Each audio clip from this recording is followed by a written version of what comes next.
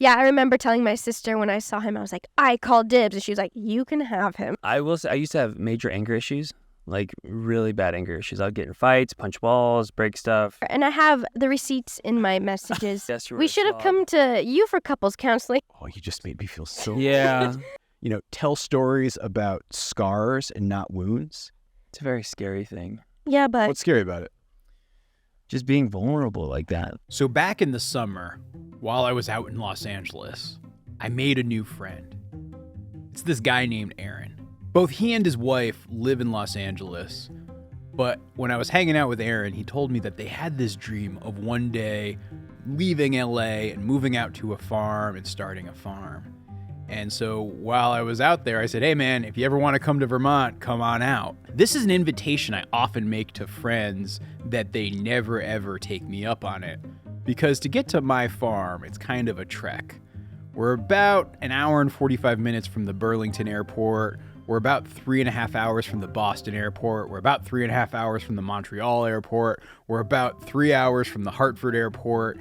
So there really is no easy way to get in and out of the farm.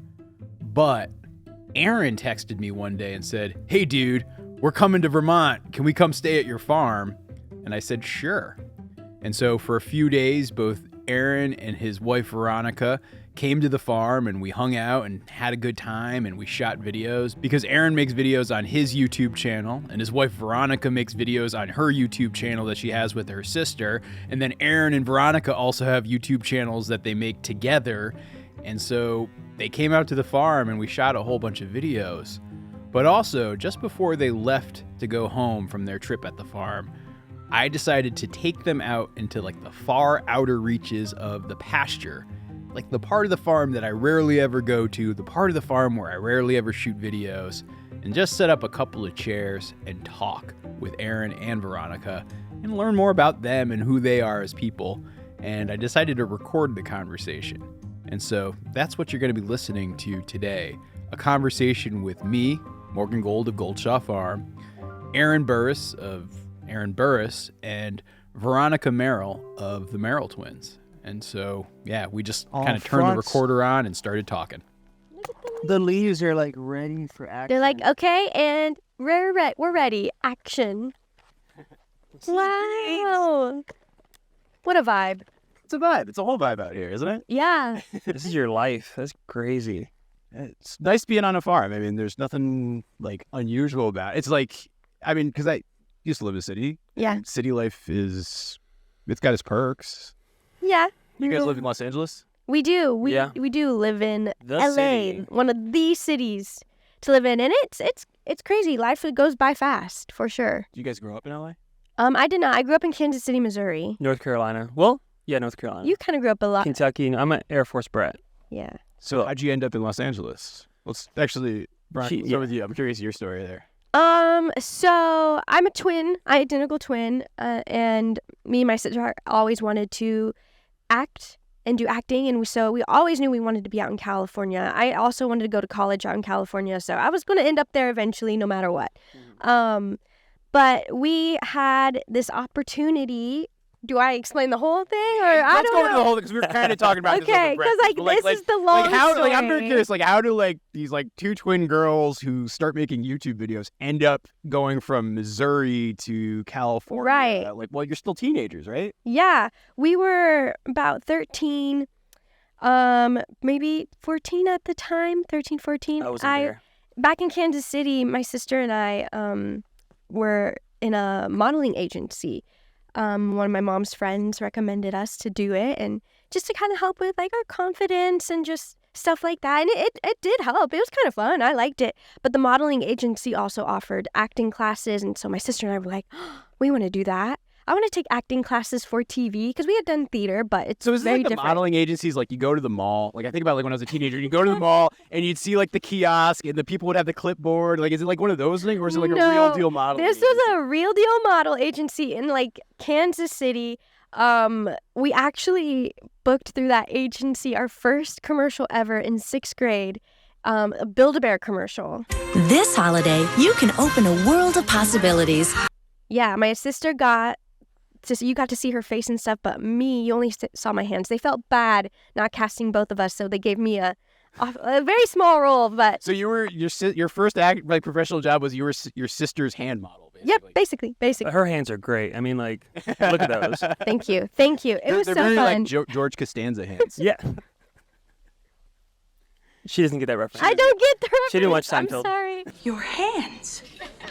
What about them? They're quite exquisite. We digress. It's fine. So my sister and I'm going to try and say it as quick as possible. We went to this competition in Florida, Actors Model Talent Competition, got seen by some agents and managers, met up with an agency in San Diego, California. Essentially, they told us that we need to be out in California if we really want to pursue this professionally. And so we were like, okay, we went back to Missouri, I went to high school freshman year, and then halfway through sophomore year, we got this opportunity to do some digital shorts for Disney Channel for their website. It was called Make Your Mark. So we were like, absolutely. I missed 2 weeks of school, and that was the big, like, yeah, we need to be out. What's a digital California. short? Because I feel like Okay, that's not like a yes. term I hear Yes. like people talk about a lot, but like what's that defined? So it's not like a YouTube short. It's not like the vertical. It's it was Disney Channel back then was trying to be like YouTube. They were trying to do like little small videos for their website, and they were like, you two twins, this is perfect. So we shot like 13, 16 episodes. They only released 3, but that's okay. But that's what basically started our journey, because we were like, okay, we really need to be out in California if this is what's going to pursue this career. So halfway through my sophomore year of high school, we left, and I moved out to California. My parents came with us. Me and my sister, I was 16. That's crazy though. So, yeah. so all right, so you were like a Disney teen at that point, like doing a Kind Disney of. thing, and I'm not like your whole yeah. family just decided, hey, we're gonna leave where we lived and like started this family. We're gonna move to California, like for our daughters to like pursue this opportunity. Exactly. And my mom wasn't the biggest fan of Kansas City. She was born in Mexico, and she kind of lived all over. She was in like Costa Rica at one point, and then just all over. And my dad's lived there his whole life, so he was like, I'm ready for change. And so it was all like a family decision. Like we knew what we were getting into, and the worst case is we just moved back. So that was like kind of the attitude. So we moved out there, started trying to do acting. We were under contract with Disney for like 9 months. Couldn't really do much. So we were like, oh my gosh, we have like, what about YouTube? We posted some YouTube videos, and they did decently well. It was one video that we did. Our first video was like, what it's like to be a twin. And it had like 10,000 views. And we were like, oh my gosh. We say things at the same time. Cool! And this is like 2013. So that's a big deal. So wait, what motivates? All right, so if the two of you are trying to be professional actors and you have this experience working with Disney and doing commercials, but now you're gonna say, all right, we're gonna try to make our own stuff, because that was before like Yeah. the modern influencer. I feel like Yes. really had its arrival. Like what motivated the two of you to like want to do that? Because we were going on these auditions, and most of the feedback was, oh, they don't have enough experience. That was really discouraging. So we were like, okay, how are we going to build experience and get experience if we can't book anything? So we're like, why don't we just make our own experience ourselves, and that'll be like our online resume. We'll put it on our like the paper down at the bottom. Go check out our YouTube channel to see more. And then our YouTube channel just kind of took off from there. And that's how we basically started making YouTube videos, and we started posting consistently in 2013. Haven't missed a Tuesday video since. All right, so a decade of every Tuesday posting. Absolutely, yes. Like It's that's crazy. Yeah. There's- and are you yeah. still trying to act? Are you still trying to do any of that? If there's opportunities, we definitely take them, but it's not like a priority at the moment. Maybe later down the line. When we were 18, we booked a role called Jane the Virgin. Oh, hi James, how are you?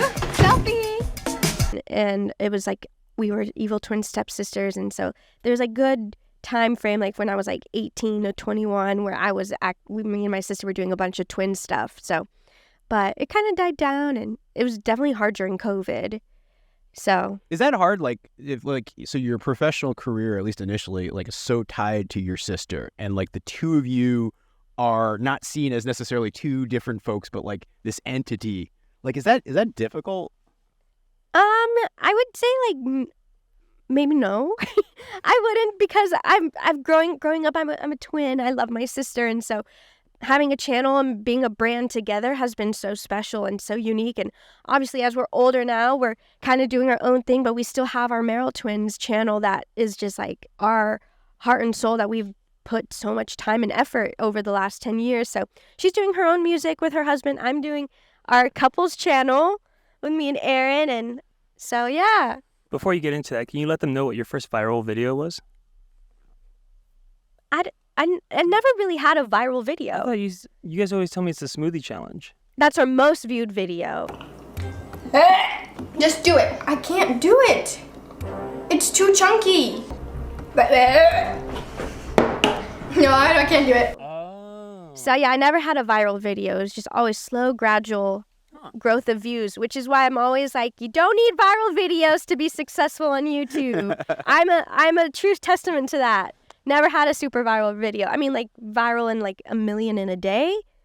That that avocado considered- parody was pretty good too. I don't know. I'm a big Merrell Twins fan. Oh By the my way. goodness. Thank you. I mean, I watched some of the Anyway. videos. So like, when you guys were saying, "Hey, you're coming out here," I was like, "All right, let me watch some of the videos." So like, I had to like get familiar. Oh my goodness. Good stuff. Well, Does feel a little weird being like 40-something man watching these videos. Be like, I know. no, but it's interesting. Not really the target audience, but it's okay. We do have a wide range of viewers. We're very family friendly and anyone can watch. But yeah, so that's basically my journey with YouTube and getting on the platform with my sister and being out in California. And All right, so that's how you got to Yes. California. But Aaron, how did you get to California? First off, I love being out here. This feels so nice. I could fall asleep. Your story wasn't making me sleepy, but like the wind and the air and the smell smells so the sun good. is like perfect on your face, just in that, like, wow, the Oh lighting. yeah. They look I like- actually feel bad because I was gonna say, oh, you should probably take your hat off because the lighting.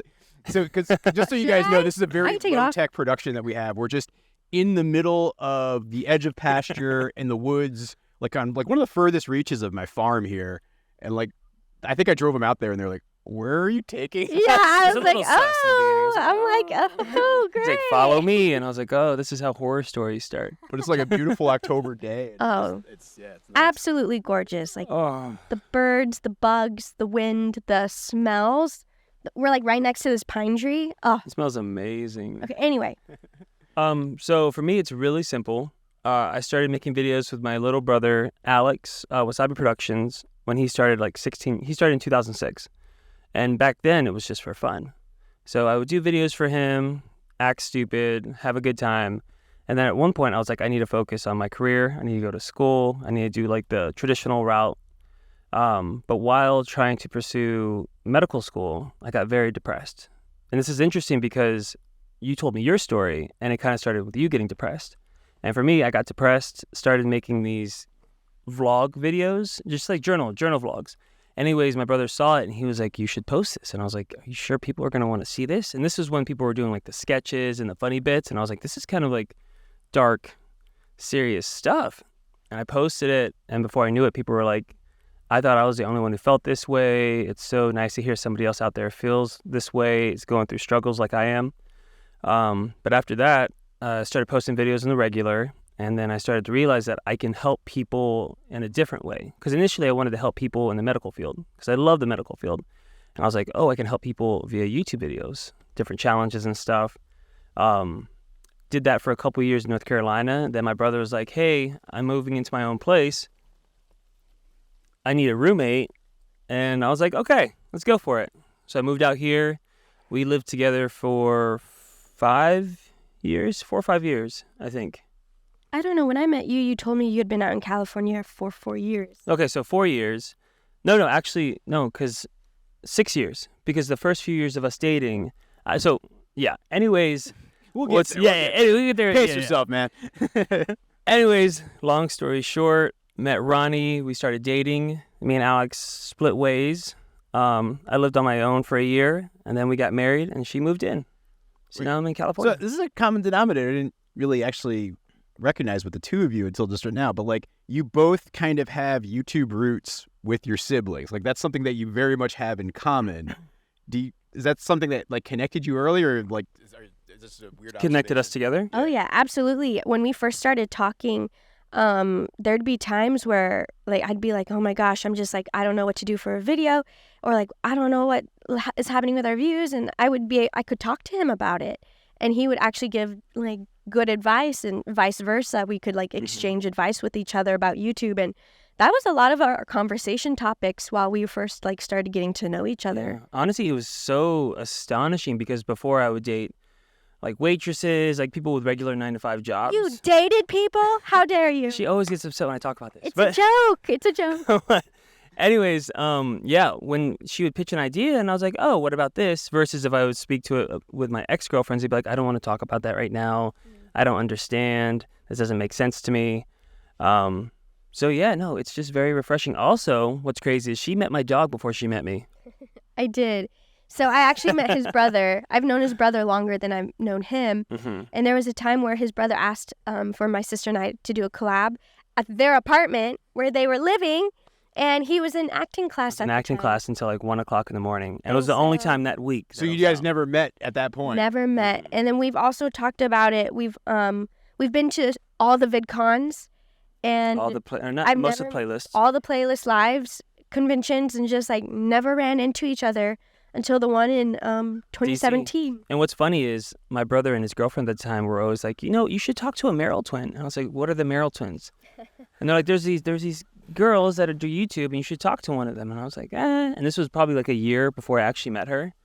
Wait, was she like I don't know which one, like just one of them? They just said one of the Merrell twins. So I was like, okay, one of the Merrell twins. Doesn't Veronica here? I don't want to point to who's who because I might get it wrong. But this is. But I mean, I met both of them at the same time. But with Roni, it was different. I was just like, oh, she's weird, but like a good weird, not a bad weird. Thank you. Yeah, I remember telling my sister when I saw him, I was like, I call dibs. And she was like, you can have him. Okay. How? Is that like something you guys had to do often with guys where you're like, yeah, no, like you have to like almost like pre-segment and sort yourselves? Or like how did that like typically work? Not really. We both have, although we're twins, we have different tastes in guys. So clearly she likes not tall, handsome clearly men. Not her taste. All right, so you guys meet in 2017 at, it was like a VidCon or something? Playlist DC. Oh, Playlist, okay, yeah. So for people who don't know, because like I feel like it gets so like insider, right? Like it's just another like live event for video creators, more or less. Yeah. So you meet there, but you're in DC, but you both live in LA. So when you get back, you start talking. Like how do you start like hanging out and getting to know each other? So that was a crazy conversation because we met in DC, and it wasn't until was it right away when we asked where we lived? Yeah. I mean, I had to know. What if you lived in. No, we met at LAX. We met at LAX. Yes. Oh, yeah, we met at LAX. We technically met at LAX, but got to know each other in DC. So. While flying out to DC, you met at the airport? Yes. Our friend Swoozie introduced us. And I didn't think anything of them at the time. I was like, oh, they're nice. I was like, wow. Yeah, wow. Oh my gosh, he's so cute. But anyway, we got to know each other that weekend, hung out, explored DC together. And then I honestly thought it was going to be like a weekend fling and he wasn't going to message me back. And then he asked me out to a date the following weekend. And we went on a jazz bar, and then we saw each other every weekend since. And then got married. So you guys start dating. Like, do you have to worry about like, oh, what do the people think about us dating? It's like, so how do you like how are you doing that? Like, is it like, do you feel like you're in the public eye as you're dating? Like, how does that work? So we both had past relationships where we went public right away. From the start, I was like, hey, I'm talking to her. And you had... I'd be like, this is my new boyfriend. Or people would figure it out that I was dating someone. But we would be more open about it. Like, hey, this is it. But when we first met, we kind of decided to keep it on the down low. We're like, let's not tell the public first. Let's focus on our relationship, get it really strong. Because you know how much influence social media has on relationships and stuff. They're very opinionated. Yeah, and I also, it was also part of, we knew that if a video with both of us together, we know that dating is a huge topic. People love dating. They love, and so we just didn't want to use our relationship as views for views. I mean, I find there's certain things, like you don't want to, if you put it out there, you're almost commercializing something.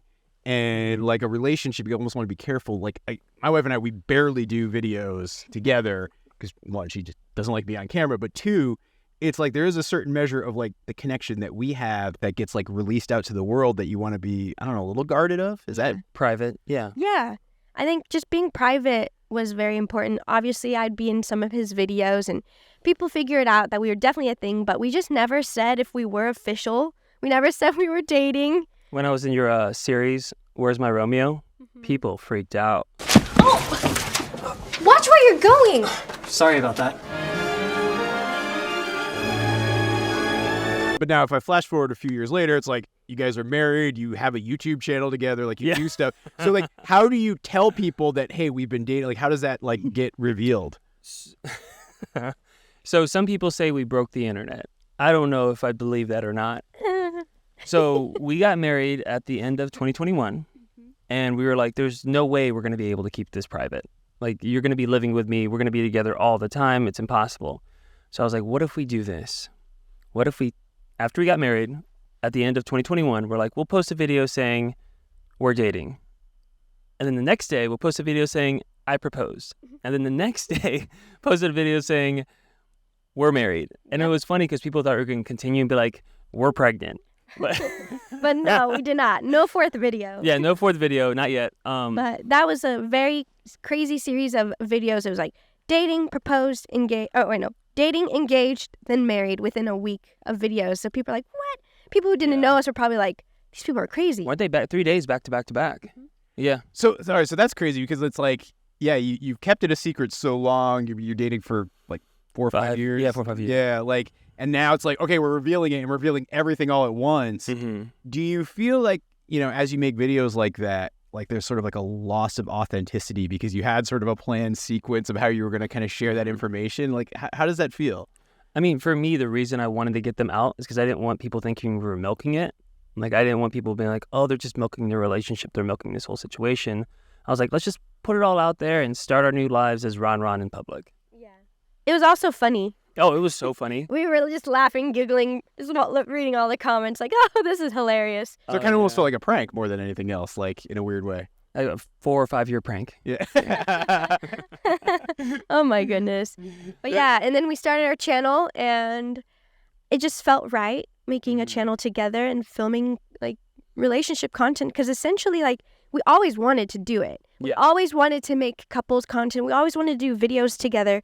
We just put it off because we prioritized our relationship over doing content together like that. So. Okay, but now you've gone from like one extreme where it's like you don't even acknowledge that publicly you're together to the other extreme where it's like most of your videos are the two of you doing stuff together, like a husband does this and a wife does that. Like that's what most of your content looks like now, right? Yeah. So what's that like to make that such a radical shift from one direction to another? Oh, don't freak out. Don't freak out. What is it? What is it? It's a big spider. He's gone now. I flicked him away. I was a very gnarly. I was so good with all of your animals, and I just can't with bugs. You don't get black widows on here, do you? Oh my gosh. I think we're kind of too cold for that to be very prevalent. We saw that wolf spider. Yeah, that was huge. I don't know. That spider was just straight black and big, and I was like, oh, he's gone now. He's like flying. Was he trying to bite me? Orb? Yeah. So there's these orb spiders. You'll see them. They make these really cool like webs in like the tall grasses, and they catch like crickets and stuff that's flying through. And so they're probably the most common spiders you can have out around here. Oh, I didn't kill him. No, they're nice. They do good for the ecosystem for sure. Oh. He just had a She's had direct fun flight. ride. Direct flight. Yeah. What were we talking about? No, so yeah, but I mean, like, yeah, making that shift where it's like, I mean, be very open with people, right? You guys came out here the last couple of days and we're hanging out and we were making videos about farm life and kind of what's it like for a husband and wife to work on a farm together kind of thing. Like, so now that you're making content like that, where that's not just like a part of what you make videos about, it's like the center of what you make videos. What's it like to make that shift? I honestly think from past relationship experiences that it's made it so much easier. Like, I don't have to worry about us shooting a video. Hello, squirrel. He went down there. About us making a video and us getting upset or like this putting any strain on our relationship because we're so strong right now that we can do videos like this and talk completely honest about our entire relationship and be completely fine. Yeah, for me, it was like, we're married now. Not views, comments, YouTube channel.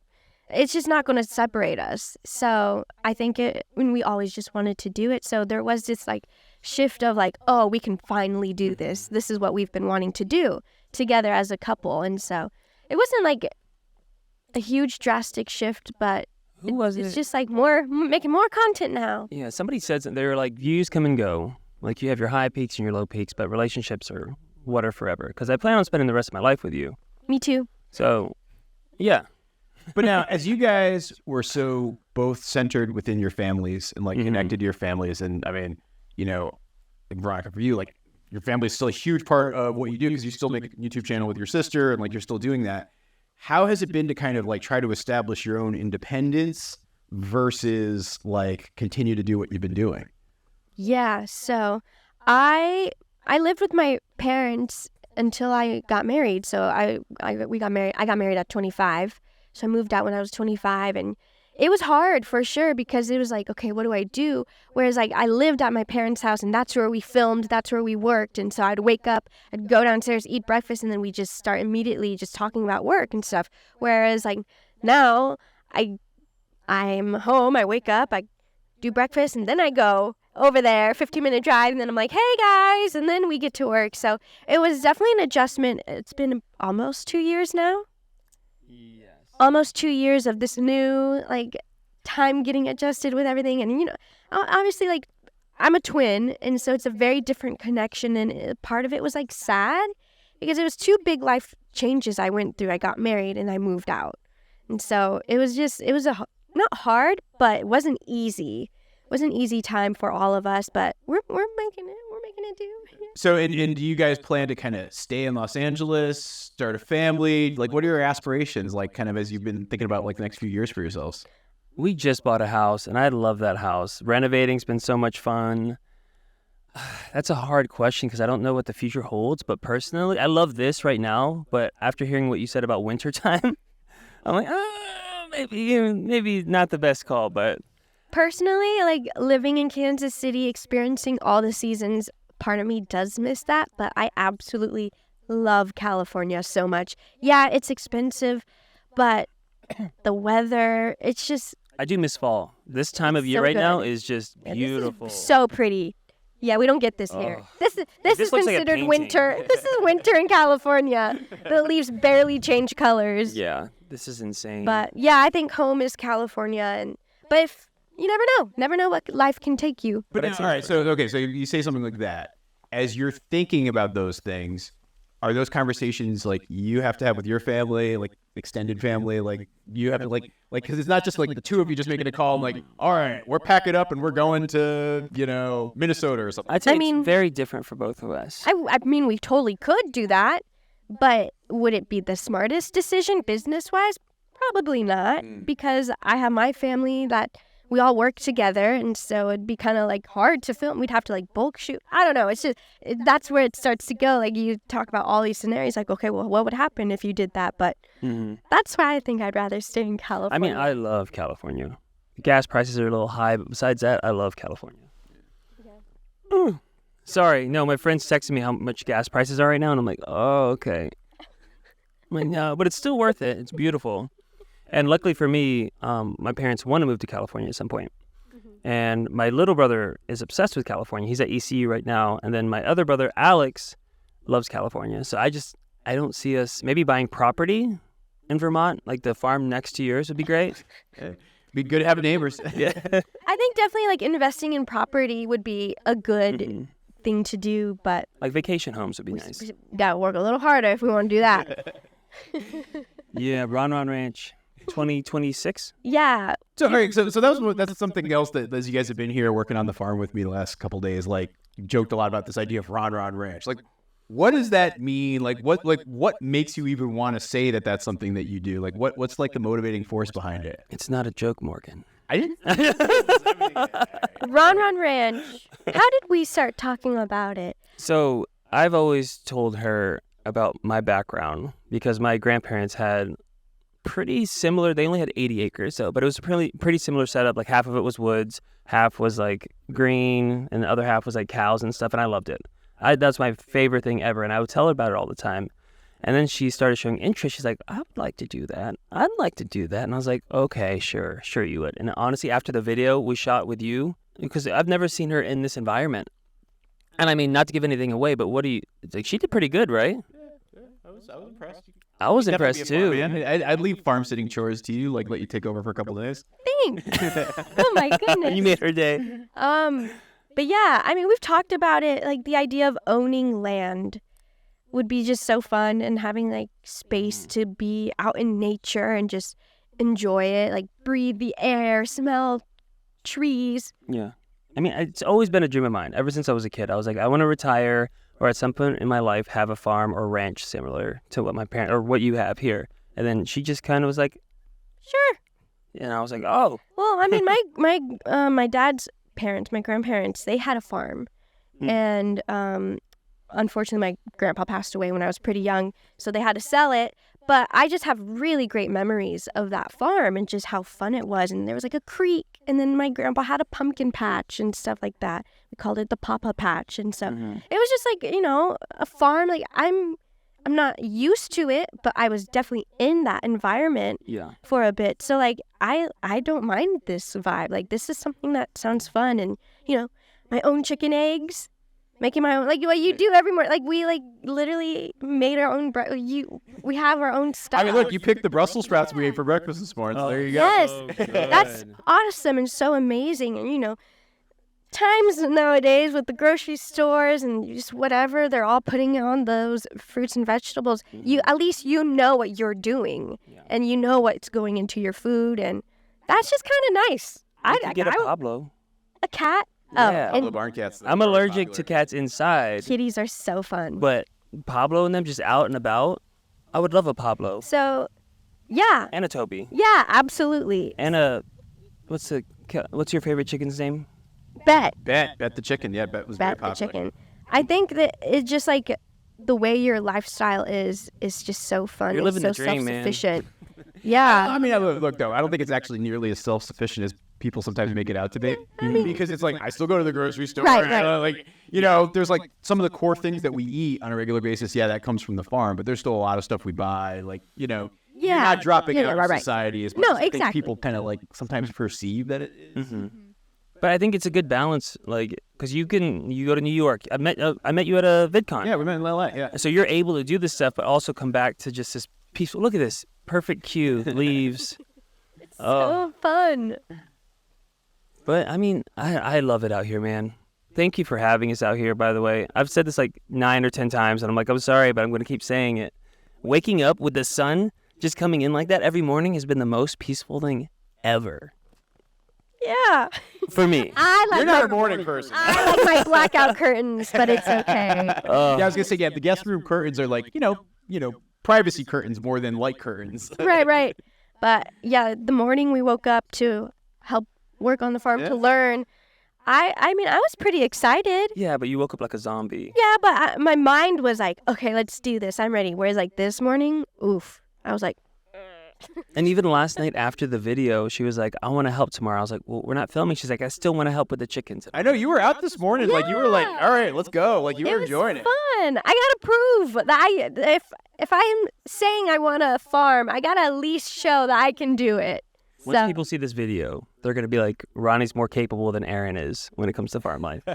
Like, you smoked me. It was crazy. You were just crushing it, Ronnie. So here's a question, because I always wonder this too. Like, how does this happen? All right, so the label Ron, like it's kind of like a name that you guys have adopted for yourselves as a couple. Like, I mean, I feel like 5 or 6 years ago, couple names were much bigger in terms of like they are right now. How did that come about? Was that something you like declared and then you start asking people to call you that, or like do people start calling you and you adopt it? So it's actually my brother came up with. Well, no. Okay, so I'll say it and then you say what you think, because there's a conflict here. So back then, my brother had a girlfriend at the time, and we would do couple challenges together, couple videos, and they had their name, and we were like, we need something besides Aaron and Ronnie or Veronica. And in my mind, she gets mad at me. I remember my brother Alex coming up with Ron. But Ronnie... I remember, and I have the receipts in my messages, my text messages, telling you, hey, if there is a ship name, we should do like, you have Aaron in your name, and I have Veronica in my name. So like, why don't we just call ourselves Ron? And we also found out Ron means cat in Japanese, I guess. Oh, yeah, Yeah. there's like if you look up Ron on Instagram, a bunch of cats show up. Huh. I'm not really sure Yeah, what it is. The theory I had was it had something to do with Key and Peele, so I'm totally off. Oh, AA no, we had Ron before AA Ron came out. No, Aaron came out way before that. Has it been that long since Yes. AA Ron? Hey, Ron, It's more than 6 years ago. What? Because wait, think about it. Get Out came out in what, like 2017 or something? Yeah. 2018. So that was like Right. post Key and Peele show. So Well, shout out to Key and Peele for helping us with Ron. So Well, Ron, here, they actually came out with here's Ron. what's kind of like puts it into perspective. The AA Ron skit came out when I was in middle school. oh, you just made me feel so Yeah, like Didn't have to say that. Like I just you just Didn't have to do that. in the woods and never come back. Oh. Yeah, Oh. because I remember watching those videos and all my friends in middle school would like quote it. So yeah, it's an old video. I've heard AA Ron so much in my life, but it's great because when people try and spell my name, they're like ERIN. I'm like, no, AA Ron, and they're like, oh, and then they laugh and it breaks the ice, and it's great. And the whole time they just keep saying AA Ron, so it's So where are you guys off to next? We Or off to are home. to home. Yeah. Well, we're driving to Boston and then going home, and then I have to fly out for another project, but she gets to stay at home. Yeah, but right now we're in the stage of our marriage and our lives where we just kind of want to travel as much as we can and go do fun things like this before we have kids and before we like start being serious about that, because when you have kids, you can't really go out and do all of that. Want to have kids? Like that's We definitely We even do. have names. Well, you have names, right? Can't say them though. No, we're not. But we have names because we're very afraid. Based names. No, they're not. I didn't mean to like pry. Come on, I guess I might Morgan. have to edit that part out. Come on, Morgan. No, they're not. But that's funny. I didn't think about that. That's do actually like really nice. Ronald. Ronald. Reginald? No, that's not Ron. Rhonda.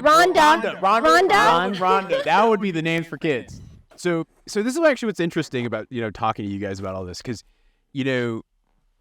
my wife sees me making videos. She sees that it's like a creative outlet for me, and it's something that I enjoy doing. And she's seen me in times in my life when I didn't have that creative outlet and like how I was just very unhappy. And so she's supportive in that regard, but she does not like to be on camera. She like doesn't even love like if I show certain parts of the house, like I actually don't show just intentionally because she doesn't want to like put everything out there. And so she's a much more private person. And so like for us, it's like, how do we find that balance? That's often like something we talk about.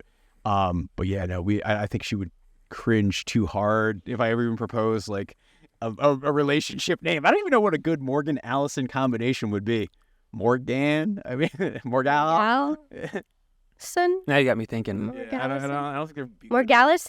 So we have no ship. And I haven't even heard that term, ship name. Like, I'm like, oh, it's like, the Intrepid. That's our ship name. Like, Oh my gosh. the USS Toby Dog. I don't know. Leave possible ship names in the comment section below. Oh my goodness. You're gonna find a good one. And you're like, Awesome. oh, can we ask you questions? Okay, all right. So I guess we've been hanging out here for a while. So what questions would you have for me? 'Cause I I've been always like to make saving this a this. two-way street. All right, go for it. Okay. He asked us to do a podcast before we came here, and I was like, all right, let me think of some questions to hit him with. So it's really interesting. You said 5 years ago you moved here. Yeah. From city to farm life. For a couple who kind of wants to do the same thing, any pieces of advice, anything you wish you could redo or do better, or like, because Ron Ranch is gonna happen. Like it's definitely after. Is that okay to say? If we find land. No, it's gonna happen. We'll make it happen. But after seeing Ronnie in this environment, I was like, she can do it, and I would love to wake up to this every morning. I mean, I think that like, all right, so the 5 years later, what would I do differently? I think there's a couple things. I think, and I'll break it down in a couple sections. One, it's, the dynamic between my wife and I and how we approach things and like kind of how we're aligned as a couple on what we're doing. I think two, as I think about like, why am I doing this? And then like what sort of activities I'm taking on with the farm and like the house and like what we're doing and like even what we're looking for in terms of the land.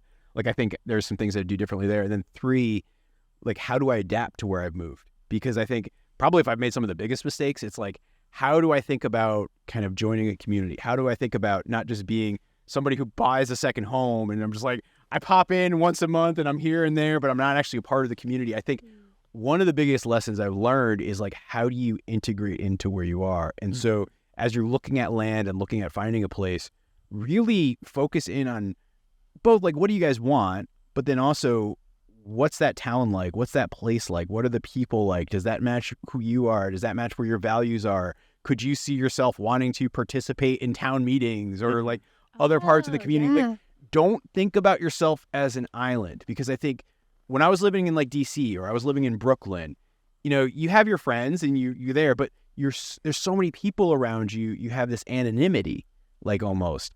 When you're out here, like I'm in a town of 700 people in the second least populated state in the U.S., like you don't have anonymity. You actually surprisingly are known by everybody and you know everybody and everybody seems to be related and there's all these connections. And so to be coming in as an outsider to say, how do you fit in and how do you connect? That was something I wish I did differently. Okay. I think when it comes to the farm and what that is, like, you know, having sort of a rough idea, like my plan was I was going to come out here, I'd work a day job and I'd raise ducks for eggs. And that was like my plan on paper. And it started off that way the first year or two, but then as things grew with like videos and grew with the farm, I started more and more to say, oh, this is all I want to do. And I just want to do this. And so how do I like adapt my plan to match where my passion is versus if I say, hey, I'm just like fixed on this one path and going, I think that that's there. And then as far as the couple stuff and the dynamics, I think like getting to your why, like in being on the same page, like, you know, are you doing this because you want a retreat and a sanctuary and a place to escape? Are you doing this because you want to have a day-to-day routine and work and like have responsibilities that are different than what you've got now?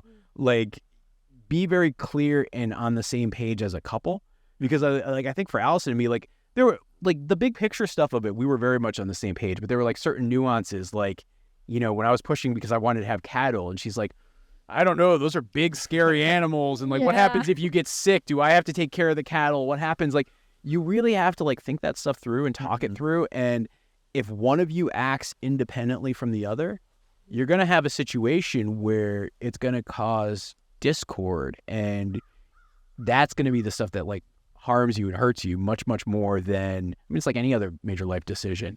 Like that not being on the same page there makes it so much harder to do just the day to day. And that's where the arguments start. That's where the problems come in. I mean, and so to be between the two of you very, very focused on what that is, I think that's maybe the most important thing. Wow. Okay. Well, that's great advice. Well, that leads me to my next question. Yeah. Your 12-year anniversary is about to come up? Yeah. I mean, from when we're recording this, I believe it's Monday. Wow. Congrats. Yeah. So we're about to hit 2 years. So you have a decade on us as far as marriage life. Any advice when it comes to marriage life? I mean, honestly, I think it's everything I just said. I think that's probably the biggest piece of advice. I mean, the other big marriage advice that I have is it's like figure out what really matters to the other person and then be very honest about how much it matters to you. So, for example, like I know that Allison is very particular about organization and keeping things clean, and that I am the biggest slob in the world. I have like ADHD and messes, and I have piles of stuff, and it's chaos. And if I was left to my own devices, it would be that way. But I know it's so important to her that I work really, really hard to do it, because I know it's less stressful for me to put in that extra effort than it is for her to just like grin and bear my chaos. And I don't even do a great job of it. I screw that up all the time. But like, that's a thing. Or like you're having an argument and like, you know, does it really matter to you? Or are you just like taking a position because like that's what you prefer, versus for the other person, like, no, that's like a make or break. Like being really clear on what matters to you and what matters to them, and then figuring out who does it matter more to, and then letting the decision fall in that person's favor. Wow. I never would have guessed you were We should have come to you for couples counseling. Yeah. Oh, and that, look, that's a product of years of couple counseling on our part. Like, I mean, honestly, like, yeah, like I do think that like comes into play, but like, I think that that's super important. Did you know he was a slob? After being here for 3 days, I never would have guessed you were a slob. No. You're so organized in And the you're kitchen. so clean, like boom, boom, boom, boom. Because if I didn't, it would be absolute chaos by day 3. Yeah, that's true. And again, I know like Allison's coming home. It's like my wife's been working. She's a nurse practitioner. And so she's been working in an emergency room for the last 3 days. She has like these 12 on, 12 off, and then she's off for like 2 weeks. She's coming back tonight. I know like if I hadn't cleaned and kept cleaning as I go, like the house would have been like a disaster. And then it would have well, we would have had a fight tonight, like for sure. Oh. And so does she help a lot with the farm then when she's here? Oh, yeah. I mean, a little bit. So Allison is all about the garden, and, Yeah. and she like owns that. That's her thing. I help her do stuff, but she's the boss there. Mm-hmm. All the animals are really my responsibility. She might have wanted just like a couple of chickens and would have called it a day. I was the one who really wanted that, and so I really take that as a responsibility. If I'm in a pinch and like I need to be somewhere, like say in Boston, and like I'm going to get back late, I can have her check on something or do something. But I try to avoid using that as my plan for escape. So like when I went to Los Angeles this summer, I have a neighbor who I hired to be the farm sitter, and it was her job to come here every day and do the morning chores and make sure all the animals were set. And Allison didn't really do any of that because I didn't want to like put that on her because she doesn't want it. And so to force my needs on her on a regular basis, I would worry that would kind of create resentment. Yeah. And so she will help here and there, and she like we have really nice times like on an evening, like as sun setting, we'll go walk around and do evening chores and feed the animals and check on things. And it's a beautiful, wonderful ritual, but like I don't try to make it something she has to do because the farm's definitely my passion, not hers. She enjoys the life out here, but like I don't know. I could see if it was entirely up to her, we might still live in Brooklyn, for example. Oh, wow.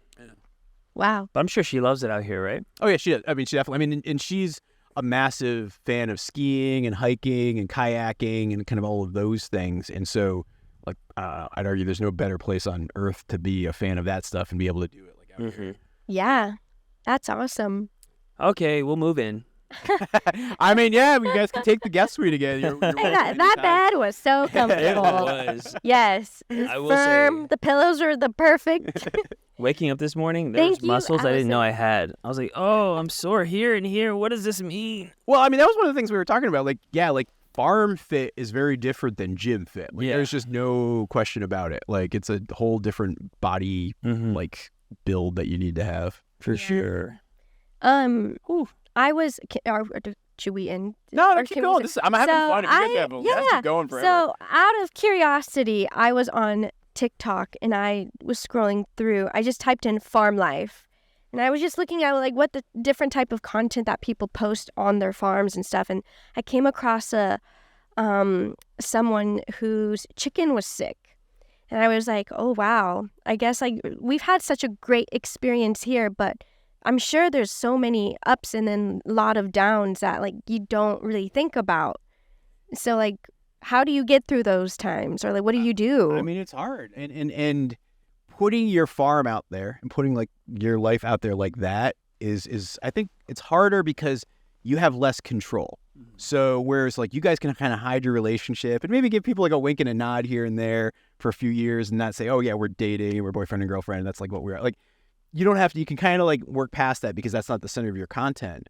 Like the videos that I make, it's all about the farm. Like that's at the core of it. And so I can't really hide it too much.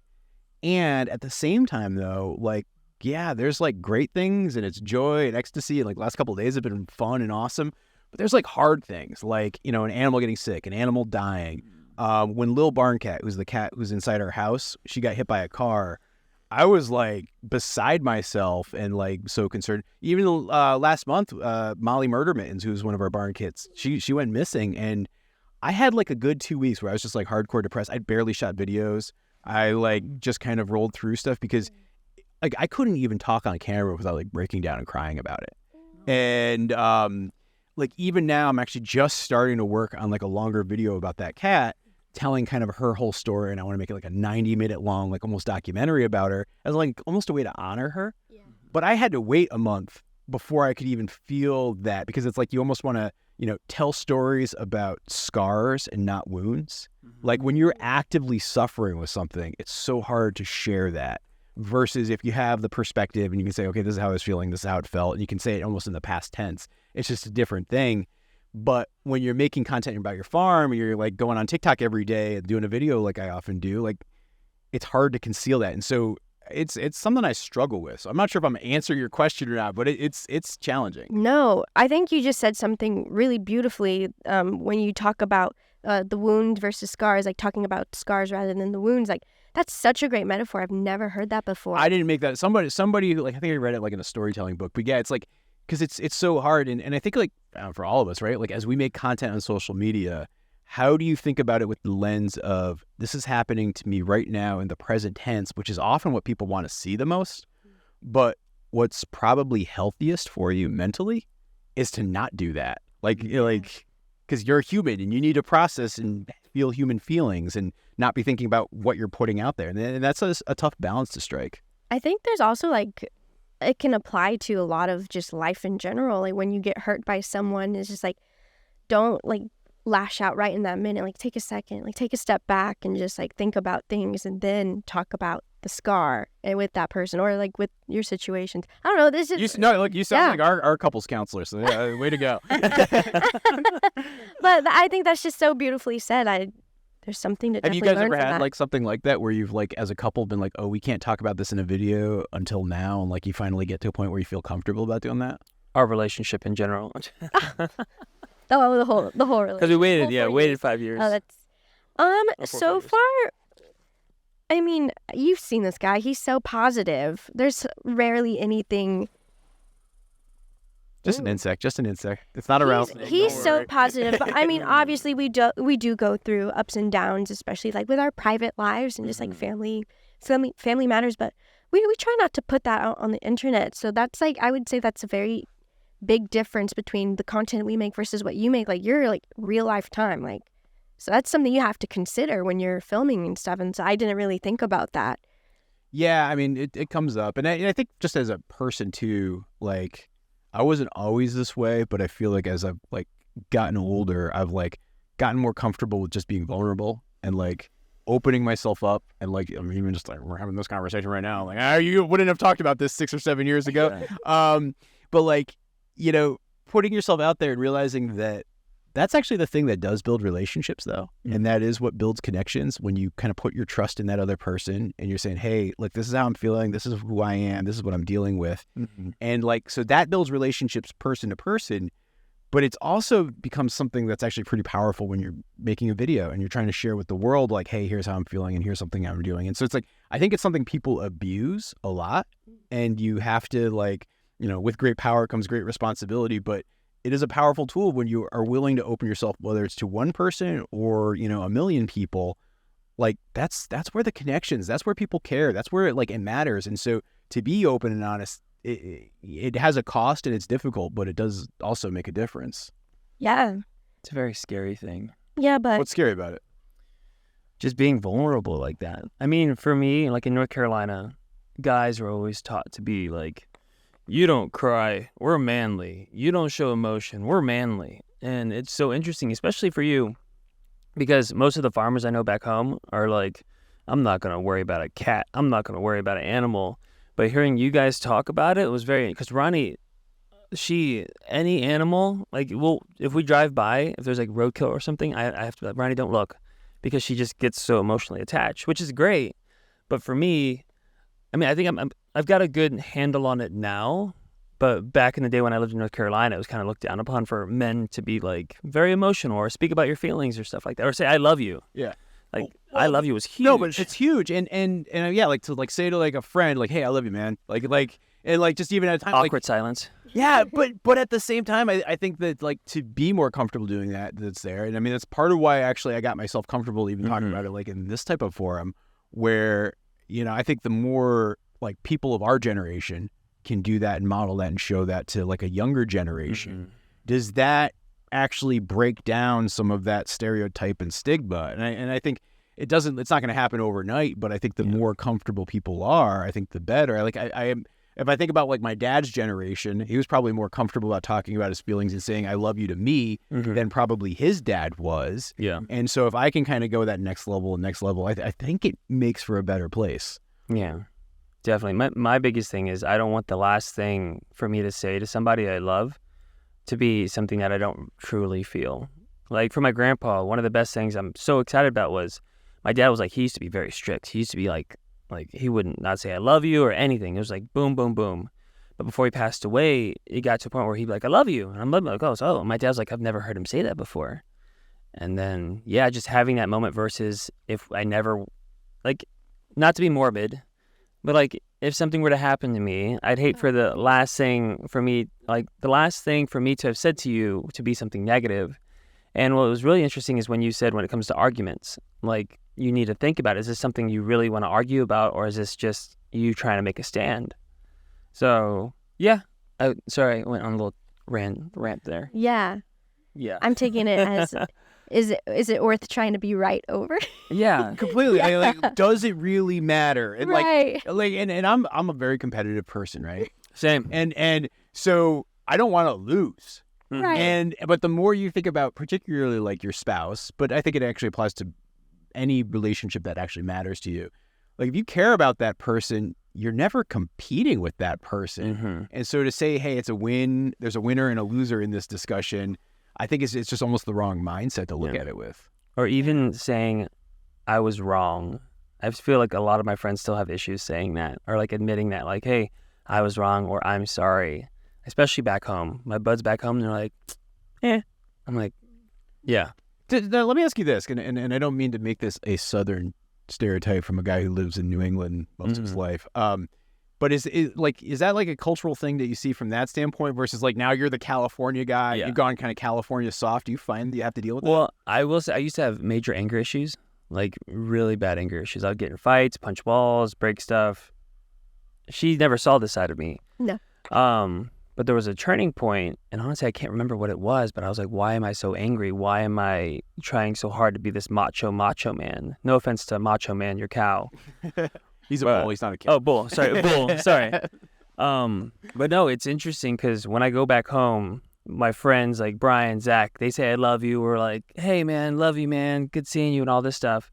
But when I see them interact with their other friends, I'm like, you kind of revert back to that other stage. And I honestly think we had a friend pass away from a motorcycle accident. And I think that was the big point for a lot of my friends who are like, hey, I love you. I want you to know that like you mean a lot to me kind of thing. That's interesting you say that because I actually think back to, it was the year after I finished my freshman year of college. Actually, no, it was actually the year before my freshman year of college. A really good friend of ours died in a car accident that summer. And it was like this very pivotal shift in like how my friends and I talked to each other about like how we cared about each other. Because there was this very sad bonding moment where we're all crying about our friend who died. And like, then it's like you start to say, well, these are the folks who are here. And like, it's almost that like the exposure of emotional vulnerability creating that deeper connection and relationship. I think it's another example of that for sure.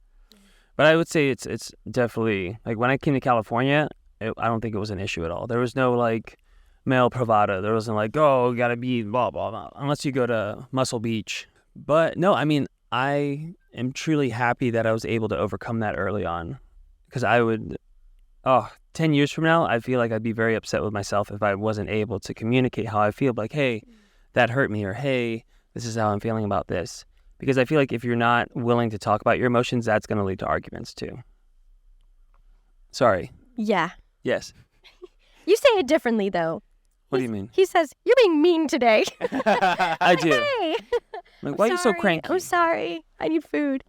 Yeah, and most of the time it's food related. Yeah, food or sleep related. Yeah, Allison kind of falls into similar legs. Like, Yeah. if those human needs are taken care of, like the social graces go right out the window.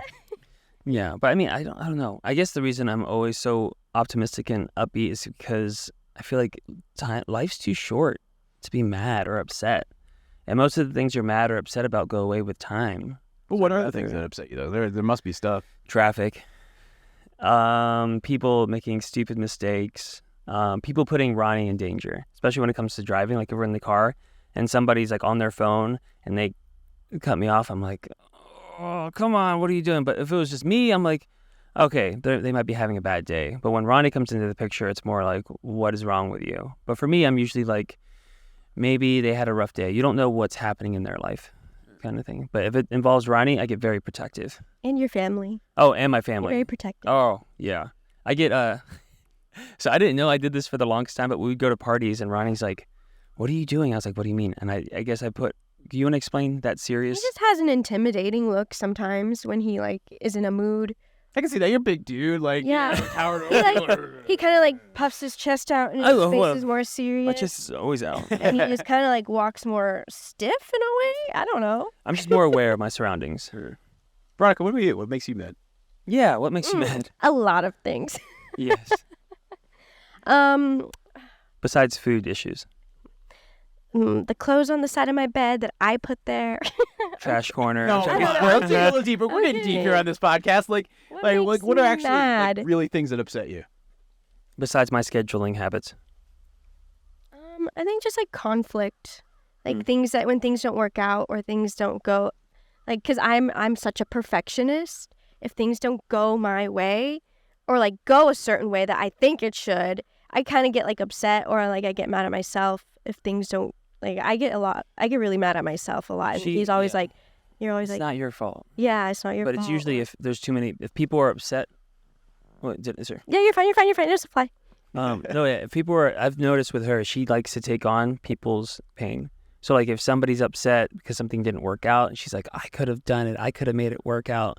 And she'll just get upset with herself.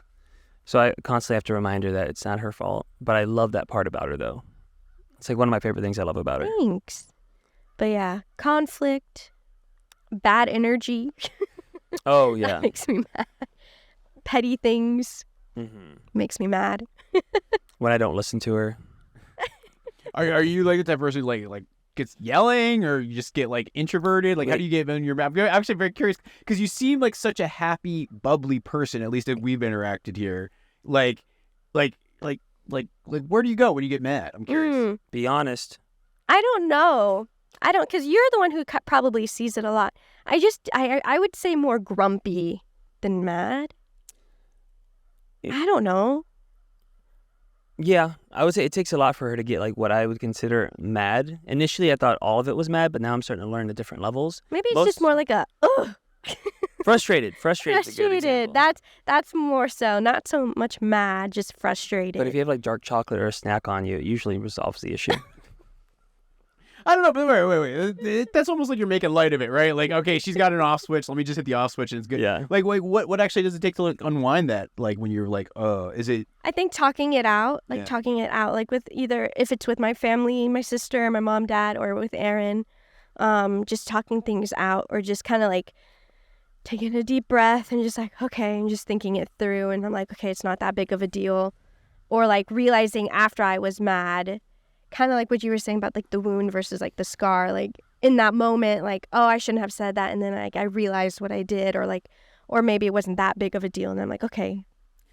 I've realized it's when I get her to actually confess what's upsetting her, and then I can tell a tone change. Like when she actually says what she's really feeling instead of trying to hide it kind of thing. For me, I will say I try to push down the bad stuff. Like if something bad happens, I'm like, it's okay. Instead of just dealing with it, I kind of walk over it. So that's something I'm dealing with. But whenever she's finally able to be like, this is what is upsetting me. Even if we don't figure it out right away, I can tell that's a huge relief. Yeah. When he gets mad, he goes and like showers.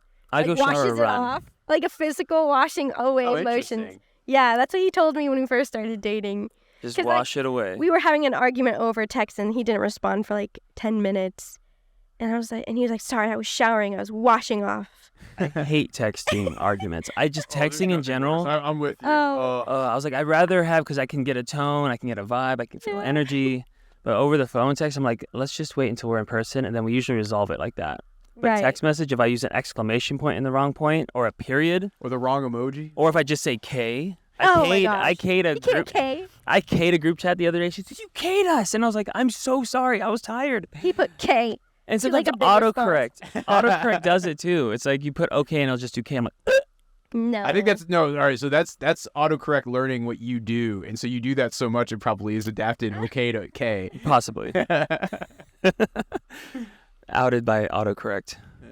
How do you unwind when you get upset? When's the last time you were mad? Yeah. You don't seem You like. seem Oh, like a I get happy mad. person, I too. definitely get mad. I think so I'm the type of person, particularly when I feel like I see something that's like injustice or wrong, or somebody who is taking advantage of other people, I get very angry. And like, I'm the type of person where like I'm relatively intelligent, and so I can use that to like almost dismantle and like sharply go on the attack.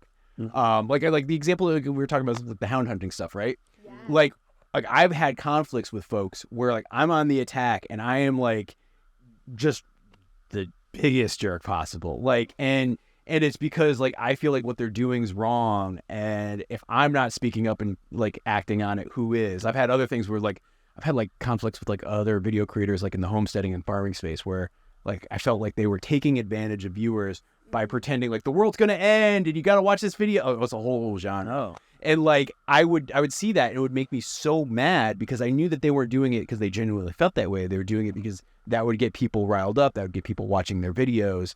And it like I went on the attack with that. And I don't think that that's necessarily the right way for me to process my anger.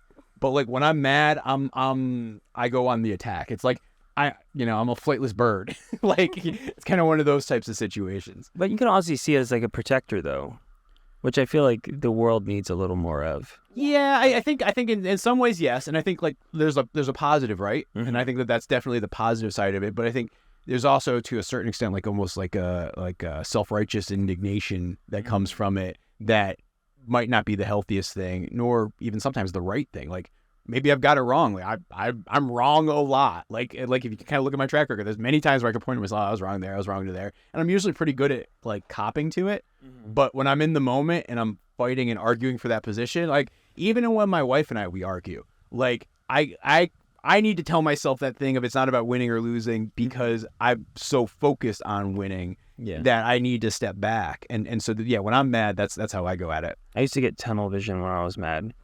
Like I was like, I don't care about. I used to get like tunnel vision when I was mad. Like I was like, I don't care about anything else. You can't justify anything. This is what I see. This is what I want. This is what I'm gonna do. And then like you said, like the next day I'm like, oh, why did I do that? I was so bad, or like just so immature of me to do that. But the fact that you're acknowledging, like where you're coming short, is a huge thing that a lot of my friends back home don't do. Again, that's years of therapy right there too. Yeah. I mean, like because I don't know. I think most men especially, are raised without the toolkit of how to acknowledge and talk about your feelings. I love that. And like that's something you have to build. It's just like anything else. Like, I feel like being out here on the farm, I've learned how to use power tools. Like I was the type of guy who used to pay people to have to build my IKEA furniture. Yeah. Like I was that inept. Like I was that bad. And I'm not a master carpenter now, but I could put up frame a wall. I built coops and buildings and all sorts of stuff like that. And I had to learn that tool set. Same thing with like talking about my emotions and being like more in touch with like how I'm feeling about something. I had to learn how to do that. And I think the more you can teach kids that, the better they're going to be long term. But I don't know, a lot of people don't grow up with that. No. Yeah, I feel like even nowadays people are still being taught feelings are bad. Don't do this. Don't show that. Was a knight in shining armor. You have no kinks in it. Yeah. I mean, I think there's a time and place for expressing emotions, but you just gotta figure out when's the right time and where's the right time to express those and who's the right person to express it with. So yeah, I mean, especially for me, like you were saying about the whole wounds and scars thing, when it comes to emotional things, like I gotta process and think about it, like think before I speak, because I'd hate to say something and then try and fix it, especially if it's out of context, and be like, and then that one phrase is stuck in their head and it's just attached to me. And I'm like, I don't want you thinking that. It's just you caught me at the wrong time, especially when it comes to like VidCon and conventions. I have to make sure I'm in like a clear mind space because I don't want to bring outside stuff to VidCon, because VidCons, for me, it's about meeting like you guys, fans, friends, people, making connections and stuff. Mm-hmm. So, wow, I feel very relieved after this podcast. Yeah, I'm sort of thinking like as I'm trying to like figure out the format for this show. I'm like, maybe it's just like therapy in the woods. Like, it's group therapy in the woods. Like, oh. I was like, maybe you could split this into two. Yeah, I know, right? Podcasts. One about like LA and videos, and the other about life and farm and emotions. I don't know. I think it's fun when it's gonna be like life isn't fun. Segmented like that. Exactly, true. Right. Like if we're building this for content, you definitely do that, and you'd have your hook and your title and your thumbnail, and it would all be there. But like. Yeah. And I don't know, for me personally, this is one of the more frustrating things about like social media and algorithms like you get so trained to think and communicate in that format. I actually wonder what that does for humans over the next decade or so, where it's like is that how, if you don't package your thoughts or ideas in that format, is it ever going to be connecting with people? I mean, for me, the way I see it is the fact that you're acknowledging that you're a step ahead of everyone. Because I feel like last night we talked about trends, and I talked about my friend Taras. He was like, I don't follow trends, I make trends.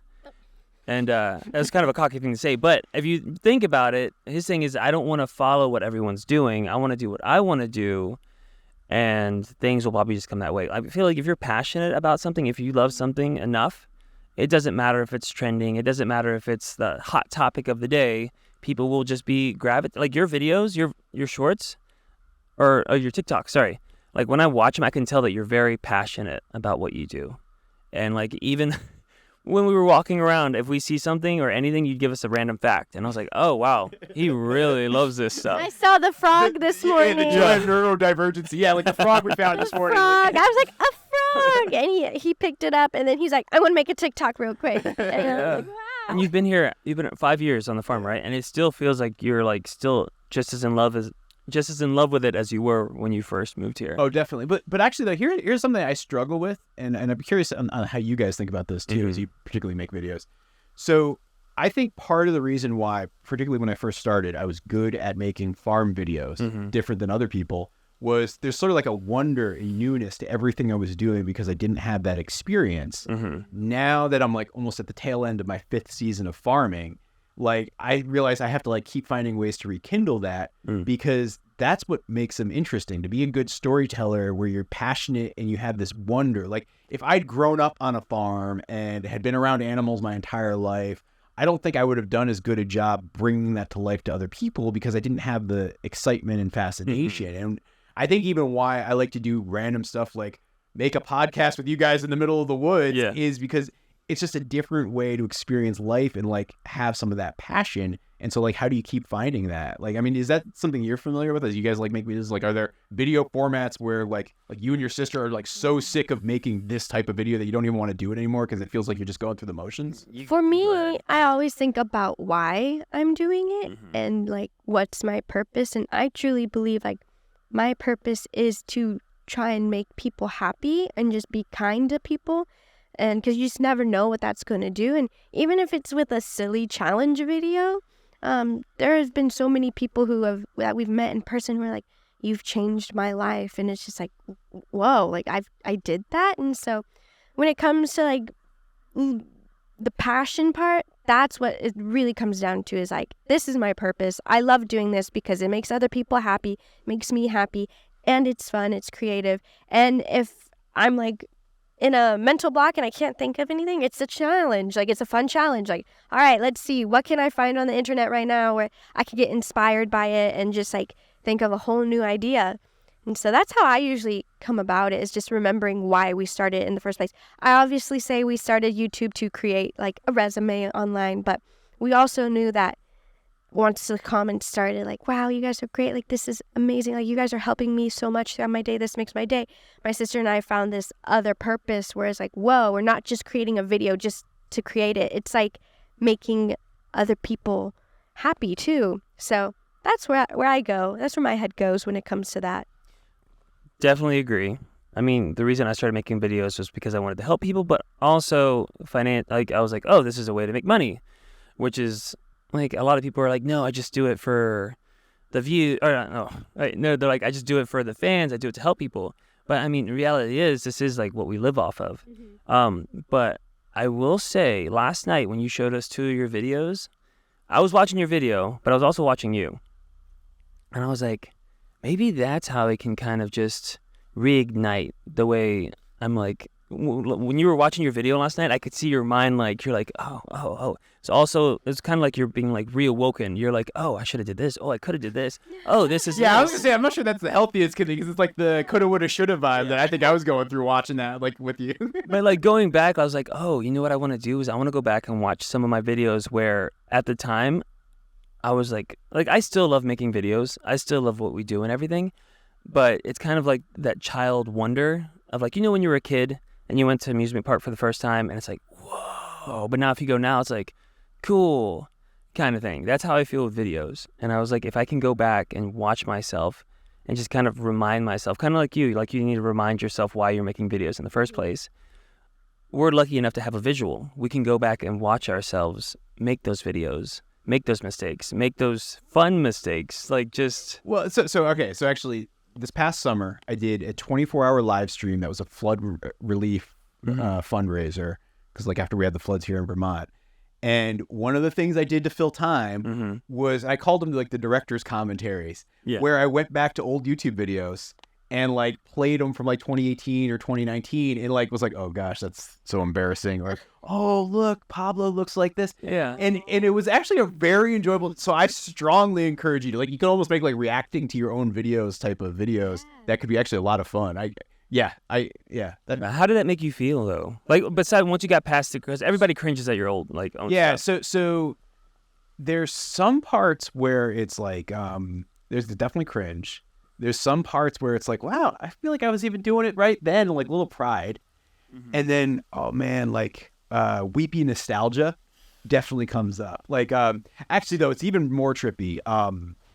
So I shoot sometimes, like, I don't know, a couple times a year, I'll make 360 videos. Yeah. Where I'll take like that 360 camera and I'll just carry it with me and do chores. And then when I watch that, like on an Oculus, so like not just like on my phone, but like an immersive like VR headset and experience that, it feels like I'm back at the farm. And what's crazy is I have it from like, I think it was like 2020 was the first time I ever did it. And so like Toby was relatively young. I didn't have most of the puppies, or like I didn't have Abby the puppy. Like it was like there were a lot less ducks and geese. There were ducks and geese that are dead or gone that like I used to have, that like I remember.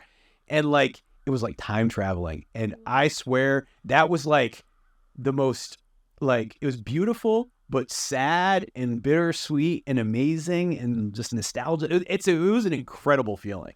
I really, because I'm a huge fan of home videos, like the old home videos. I'm huge, like watching their dad captured everything them as kids. Like if you're gonna watch one of their videos, watch one when they were like children. It was just adorable. Anyways, like I never thought about doing 360 because watching it on a screen is one thing, but being able to like place yourself in the moment. So the thing I can equate it to most is like, you know, in Game of Thrones when Bran got like the Raven power, and he would like go back in time and look at like, you know, Jon Snow being born. It's that kind of vibe. Like you're not a participant, but you're a witness. It's so freaky, and like, I think to do it to somebody else's thing is kind of interesting and cool and like a little fun. Oh yeah, that's different. You don't have that fence there. There's no barn. Like But to do it for yourself, because you remember the moment and like at the same time you're not that same person anymore, because you know we're always kind of constantly changing and evolving. Like that to me was actually the bigger like brain busting thing about it. Well, we should do that. I need a 360 camera now. I need one too. I might just send you guys home with that one if you want to like use it for a while and mail it back. This is yours. You keep it. We'll figure it out. But I mean, that's why I make vlogs. Well, actually, so you mentioned this to me the other day, and I think it's worth talking about. So you kept saying, "Oh, we're making videos for our future kids." Like what's that project all about? So it's always been you ever watch How I Met Your Mother? Yeah. So that kind of sparked the idea, and I was like, oh, for me, I'm always like, so there's no videos of my dad as kids or my parents. There's pictures, but no videos. I'm like, oh, I would have loved to see what they were like when they were my age, or like what their dreams and ambitions were. And for me, like the farm video we just shot, like I can only imagine what our kids are going to be like. Oh, mom's not afraid of chickens, or I don't know. Then maybe Run on Ranch will be a thing, and then they'll be like, oh, you guys used to suck back then at farming. That's the first time you ever held a chicken. Yeah, it's the first time you ever held a chicken. And just being able to give them that experience, that visual, just feels like the greatest gift that I could give them, because you know when your parents are like, when I was your age, I didn't want to do this because this, and this happened. And most of the time you're like, okay, I've heard this story before, I get it, it's fine, whatever. But to visually see them have to deal with those conflicts, have to deal with moving across the country, have to deal with heartbreak, have to deal with loss of an animal, I feel like that would go so much further than just telling them the story verbally. All right, but what do you do that if they like don't care. Because I remember my mom one time showing me like her high school yearbook, and I could not have been less interested in that. So how old were you when she did this? Probably about 11. So that's the other thing. For me, like, do you ever have one of those things where you're like, I wish my parents had me playing violin when I was a kid. Hated it when I was a kid. But now I'm like, oh, if only they would have made me do it, made me keep doing it. So I feel like at a certain age, you start to reflect back and you're like, oh, I really appreciate what they did for me. Or whenever you're a kid and you say something mean to your parents and later on, it's like one of your biggest regrets. Like me yelling at my parents one time, and I still regret that to this day. So I agree with you. At some points, they're not going to care about it. But maybe when I'm gone and they're able to show their kids this footage. I mean, if I could show our kids footage of my grandpa, not going to talk about it anymore, but pow. Yeah, no, I know what you mean. Like, there's tough going on. If I keep going, I'm just going to... Yeah, let's talk about moving here again. Yeah. I mean, I can look back at my old videos, and I look back, and me and my sister, like, my dad was filming us in the backyard, just playing on, like, the swing set, and it's such a cute video, and we're just having so much fun. I'm like, wow, how fun. And my mom is always like, wow, that was such a fun time. She said, no offense now, but that was one of my favorite times. When you guys were that age. I'm like, thanks, Mom. I know, so fast. Yeah, I can't believe I actually did that long. I honestly could have kept talking for another hour. Me too. Should I stop rolling on you? Oh, yeah, if you don't mind. Under the stars, for love is here, gold shall farm.